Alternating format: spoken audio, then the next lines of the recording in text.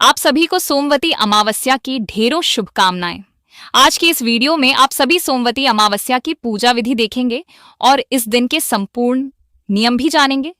तो देखिए, जब भी अमावस्या तिथि सोमवार के दिन पड़ती है तो उसे सोमवती अमावस्या कहा जाता है। सुहागिन महिलाएं अपने अखंड सौभाग्य के लिए और घर में अन्न और धन की बरकत के लिए सोमवती अमावस्या का पूजन करती हैं। सोमवती अमावस्या के दिन पीपल वृक्ष का पूजन किया जाता है।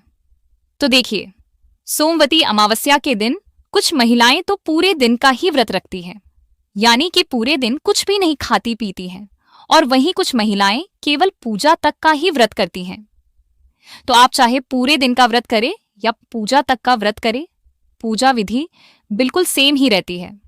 और अगर आपने पूजा तक का भी व्रत रखा है तब भी पूजा से पहले हमें कुछ भी खाना पीना या जल भी ग्रहण नहीं करना चाहिए। तो देखिए, सोमवती अमावस्या में सबसे पहले सुबह सुबह जल्दी उठकर स्नान इत्यादि से निवृत्त होकर साफ स्वच्छ वस्त्र धारण करें। कोई भी नीले या काले रंग के वस्त्र धारण न करें। आप लाल, पीले, हरे, गुलाबी, चटक रंग के वस्त्र धारण करें। कोरी साड़ी पहनना बिल्कुल भी अनिवार्य नहीं है।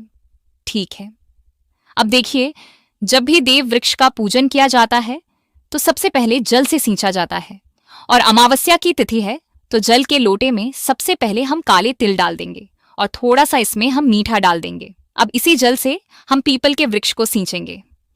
यूएम नमो भगवते वासुदेवाय नमो नमः मंत्र का जाप करते हुए हम यहाँ पर जल से सींच देंगे।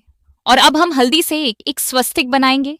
ये स्वस्तिक हमने गणेश जी के रूप में भी स्थापित किया है। और अब हम देसी घी का एक दीपक प्रज्वलित करेंगे। ध्यान रहे कि अमावस्या तिथि के दिन रुई की बाती को हाथ नहीं लगाया जाता है, तो एक दिन पहले ही आप दीपक बनाकर तैयार कर लें, या फिर अगर आप उसी दिन पूजा कर रहे हैं तो आप कच्चे सूत की बाती बनाकर भी दीपक प्रज्वलित कर सकते हैं। यह दीपक हमारी इस पूजा का साक्षी भी होगा। और अब हम सबसे पहले ऐपन से, यानी कि चावल के आटे में हल्दी मिलाकर इस प्रकार से सोना धोबिन की एक तस्वीर यानी कि प्रतिमा बना लेंगे। आप जैसा बनाना चाहें वैसा बना सकते हैं, कोई ज्यादा कलाकारी करने की आवश्यकता नहीं होती है। तो इस प्रकार से हम सोना धोबिन बना लेंगे और इसके ऊपर में 5 इस प्रकार से हम हाथ के थापे लगा देंगे। तो देखिए, जिस प्रकार से वट सावित्री की पूजा में हम वट सावित्री की प्रतिमा बनाते हैं, ठीक उसी तरीके से यहाँ पर हमने सोना धोबिन की प्रतिमा बना ली है। ये जो पूजा है ये भी वट सावित्री की तरह ही होती है, थोड़ा बहुत ही अंतर होता है। तो देखिए, इस तरीके से हमने 5 थापे लगा दिए हैं और अब हम यहाँ पर सिंदूर से 5 जगहों पर टीका देंगे। सोना धोबिन को भी हम यहाँ से सिंदूर का टीका इस प्रकार से लगा देंगे। अब देखिए, अगर आप वस्त्र लेकर गए हैं तो यहाँ पर वस्त्र समर्पित कर सकते हैं। नहीं ले गए हैं तो आप चाहें इस प्रकार से वस्त्र के भाव से केवल कलावा भी इस प्रकार से समर्पित कर सकते हैं। और अब हम फूल समर्पित कर देंगे। तो जो भी आपको फूल मिल जाए, लाल या पीले, जो भी फूल आपके पास में हो वह यहाँ पर आप समर्पित कर सकते हैं। और अब हम भोग समर्पित कर देंगे। तो जो भी रातु फल आपके पास में उपलब्ध हो वह यहाँ पर समर्पित कर दें। साथ ही में मैं मिठाई लेकर गई थी तो ये समर्पित कर दूंगी। थोड़े से मूंगफली के यह दाने हैं, इन्हें भी मैं यहाँ पर समर्पित कर दूंगी। तो इस प्रकार से हमने भोग समर्पित कर दिया है। और अब हम सुहाग की सामग्री समर्पित करेंगे। तो देखिए, सुहाग की सामग्री आप कम या ज्यादा कितनी भी कर सकते हैं, लेकिन कम से कम 2 सामग्री, यानी कि बिंदी का पत्ता, सिंदूर या फिर मेहंदी, इस प्रकार से 4 चूड़ी हो गई। ये सुहाग की सामग्री हमें जरूर ही समर्पित करनी चाहिए। और अब हम सोमवती अमावस्या की व्रत कथा सुनेंगे। तो एक लोटा जल रखकर अपने हाथों में थोड़े से अक्षत और फूल रखकर यहाँ पर हम सोमवती अमावस्या की व्रत कथा सुनेंगे। सोमवती अमावस्या की व्रत कथा मैं भी अपने चैनल पर सुनाती हूँ, तो आप चाहें तो मेरे वीडियो को प्ले करके भी सोमवती अमावस्या की व्रत कथा सुन सकते हैं। कथा संपन्न होने के बाद में जो फूल हमने अपने हाथों में रखे थे उन्हें हम यहीं पर पीपल वृक्ष की जड़ में छोड़ देंगे और अपने दोनों हाथों को जोड़कर अपने पति की दीर्घायु और अपने परिवार की बरकत के लिए प्रार्थना करेंगे।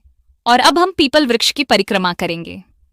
तो देखिए, वैसे तो सोमवती अमावस्या की पूजा में 108 परिक्रमा की जाती है, लेकिन अगर आप में इतना सामर्थ्य नहीं है तो फिर आप 5, 7, 11, 21 परिक्रमा भी कर सकते हैं। और जब भी हम परिक्रमा करेंगे तो इस प्रकार से सिंहोरा अपने हाथ में लेते हुए हर एक परिक्रमा के बाद में सिंहोरा से सिंदूर हम इस प्रकार से सोना धोबिन की प्रतिमा को लगाते हुए चलेंगे और फिर वही सिंदूर का टीका हम अपनी मांग में भी लगाते हुए चलेंगे। तो इस प्रकार से हमें परिक्रमा संपन्न कर लेनी है। तो आप चाहें तो कच्चे सूत से या फिर मौली धागे से इस प्रकार से अपनी परिक्रमा कर लीजिएगा।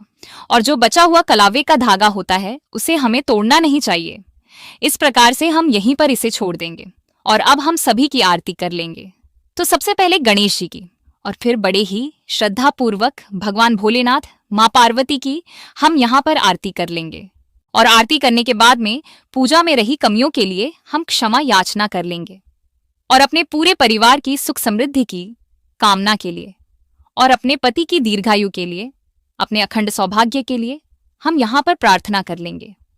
और अपने सीधे हाथ में थोड़ा सा जल लेकर इस प्रकार से पूरी पूजा की सामग्री को हम यहाँ पर वार देंगे, यानी कि वार देंगे। और इस प्रकार से हमारी सोमवती अमावस्या की जो पूजा है ये संपन्न हो जाती है। पूजा के बाद में जो भी हमने फल, मिठाई वगैरह भोग समर्पित किया था, इसे परिवार के सभी सदस्यों में हम घर पर जाकर बांट देंगे। तो यह थी सोमवती अमावस्या की सबसे सरल पूजा विधि। देखिए, आप व्रत करें या ना करें, पूजा हमें सोमवती अमावस्या के दिन जरूर ही करनी चाहिए। और सोमवती अमावस्या की पूजा आप अपने घर पर किस प्रकार से कर सकते हैं, इसकी वीडियो भी जल्दी ही मेरे चैनल पर आपको मिल जाएगी। तो चैनल से जुड़े रहिएगा।